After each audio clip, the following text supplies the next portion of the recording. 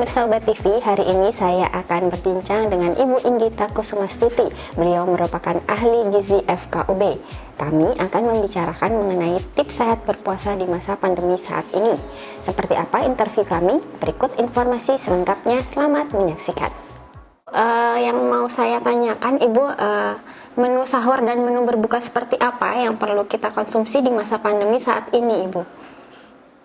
Sebetulnya tidak ada bedanya, Mbak, antara pandemi dengan tidak pandemi.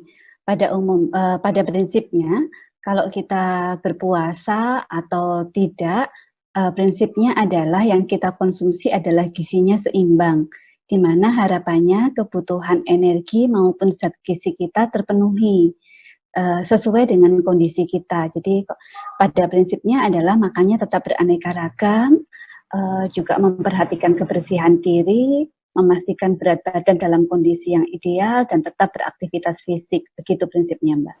Oh iya, konsumsi makanan seperti apa Ibu yang misalnya harus penuh serat atau seperti apa Ibu? Kalau prinsipnya gizi seimbang, setiap orang dalam kondisi yang sehat maupun sakit dan kondisi sesuai dengan berat badan serta status gizi berat badan maupun usianya, setiap orang memiliki kebutuhan energi sendiri-sendiri. Untuk memenuhinya, harapannya ya tetap konsumsi yang beraneka ragam dengan komposisi yang tepat. Kalau kita lihat pada anjuran piringku gitu ya, dalam satu sajian yang dikonsumsi, harapannya ya ada makanan pokok, karena makanan pokok ini fungsinya sebagai sumber energi utama kita. Isinya karbohidrat, dan yang pasti karbohidrat yang kompleks itu akan mengenyangkan dan akan memberikan rasa kenyang yang lebih lama. Kemudian selain itu ya harapannya tetap terpenuhi terkait dengan kebutuhan serat, Mbak. Dapatnya ya dari buah dan sayur. Yang biasanya ketinggalan kan itu makan utamanya ada makanan pokok, ada nasinya, kemudian ada lauknya aja, kelupaan bawa sayurnya. Padahal pada harapannya, rekomendasinya itu jumlahnya antara makanan pokok atau karbohidrat dengan sayur itu dalam satu piring dalam komposisi jumlah yang sama. Kemudian harapannya ya ada sumber protein. Sumber protein itu boleh didapatkan dari dari sumber protein nabati maupun protein yang hewani. Itu, Mbak. Apa perlu mengkonsumsi vitamin dan sebagainya Ibu untuk menunjang menu tadi atau seperti apa? Kalau kita kebutuhan kita dalam kondisi yang sehat, contohnya vitamin C, begitu ya Mbak.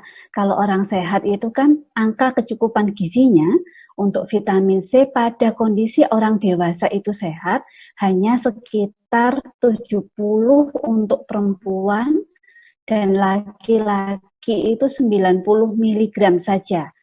Jika asupan kita baik, nafsu makan kita baik, dan kita bisa mendapatkan atau mengkonsumsinya melalui buah dan sayur, saya rasa tidak perlu dengan penambahan dari suplementasi vitamin C. Tetapi jika memang asupan gizi kita kurang, kita nggak bisa mendapatkan makanan yang tinggi vitamin C. Yang tinggi vitamin C itu kan contohnya seperti brokoli, jambu biji, jeruk, stroberi, itu tinggi vitamin C. Kalau contohnya adalah ini Mbak, jambu biji. Jambu biji 100 gramnya itu ada kandungan sekitar 180 mg vitamin C-nya. Sehingga kalau kita konsumsi jambu biji 100 mg itu sudah cukup memenuhi kebutuhan kita untuk orang dewasa dalam kondisi yang sehat. Tetapi kalau mungkin berbeda kasusnya jika dia nggak bisa mendapatkannya atau sumber vitamin C-nya yang lain kurang, maka ya perlu dari suplementasi. Hal yang kedua adalah kalau orang itu dalam kondisi yang sakit, maka kebutuhan vitamin C-nya akan lebih tinggi dibandingkan dengan orang yang sehat.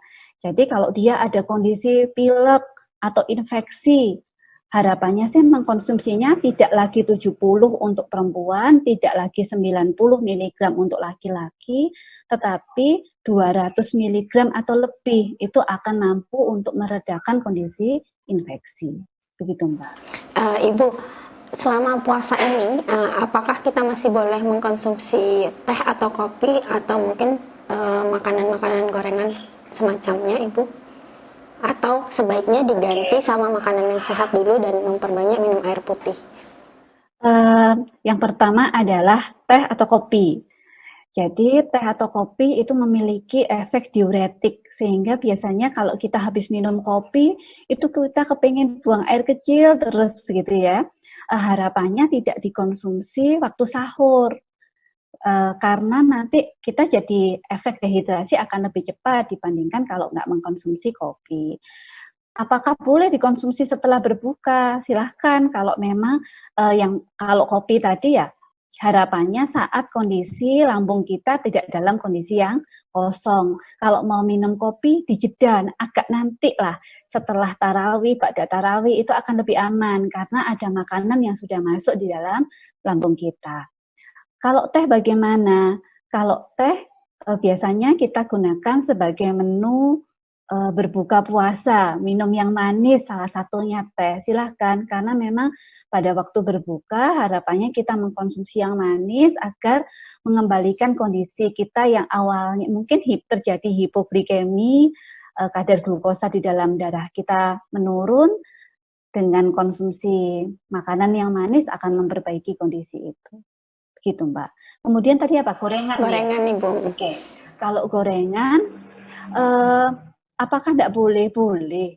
Tetapi jangan berlebihan. Sebetulnya lemak juga dibutuhkan dalam tubuh kita. Tetapi kita juga harus memilih lemak yang bagaimana yang kita konsumsi. Kalau kita makan gorengan tidak bisa dibatasi, dalam artian kalau makan gorengan bisa sampai 10 biji dalam satu kali makan, ya harapannya tidak seperti itu. Karena kalau komposisi yang kita konsumsi itu tidak berimbang, tidak seimbang, maka nanti energi berlebih di dalam tubuh kita, simpanan lemak berlebih yang memberikan efek terhadap kesehatan yang lebih buruk dibandingkan kalau kita bisa mengendalikan asupan lemak kita. Begitu. Nah Ibu, biasanya nih mahasiswa-mahasiswa itu kan nyari gampangnya gitu Bu ya, misalnya makan mie instan saat sahur, itu tuh menurut Ibu seperti apa? Oke. Sebetulnya mie itu tidak masalah, yang bermasalah adalah kandungan natriumnya mungkin yang di dalamnya yang tinggi. Apakah tidak boleh? Bukan berarti tidak boleh. Silahkan, tetapi dalam jumlah yang tadi saya sampaikan, jangan sampai ya setiap hari. Karena dikhawatirkan kalau kita hanya makan nasi saja, mie saja, ya, mie itu kan sumber karbohidrat ya Mbak. Kemudian hanya mie dan telur. Ya, ada sumber karbohidrat, ada sumber lemak dan proteinnya dari telur tadi, kemudian yang pasti natriumnya tinggi kalau dari mie instan. Tetapi jangan lupa bahwa gizi seimbang tadi prinsipnya juga harapannya memenuhi vitamin dan mineral serta serat di dalamnya. Jadi kalau kita terlalu sering konsumsi mie tidak diimbangi dengan beraneka ragam bahan yang lain, harapannya kecukupan kebutuhan energi dan zat gizi kita tidak terpenuhi. Terutama kalau zat gizi mikro, Mbak. Kalau zat gizi makro itu seperti karbohidrat, lemak, protein, itu mudah kita dapatkan, mudah kita penuhi. Akan tetapi kalau zat gizi mikro itu seperti vitamin dan mineral, kalau makanan yang kita makan tidak beraneka ragam, dia sulit untuk terpenuhinya, begitu. Terakhir Ibu, tips untuk pemirsa di rumah yang sedang menjalankan ibadah puasa agar tetap sehat seperti apa Ibu? Dengan kondisi saat ini, harapannya ya kita harus menjaga imunitas kita gitu ya Mbak ya. Menjaga imunitas dalam artian konsumsi makanan yang baik dengan jumlah yang sesuai. Mungkin secara individu saya tidak bisa menyampaikan dengan detail di kali ini. Mungkin pemirsa bisa berkonsultasi kepada ahli gizinya masing-masing. Tetapi pada prinsipnya harapannya dalam satu kali makan bisa terpenuhi kebutuhan kita dari makanan pokok seperti nasi, kemudian terpenuhi sayurnya, terpenuhi sumber proteinnya, dan jangan lupa konsumsi air putih yang cukup. Karena kalau hanya makanan minum yang manis saja tanpa terpenuhi kebutuhan cairan kita dari air putih juga memberikan efek yang tidak baik terhadap terhadap tubuh kita. Sehingga minimal 8 gelas sehari harapannya bisa dipenuhi mulai dari kita berbuka puasa sampai menjelang Imsya begitu.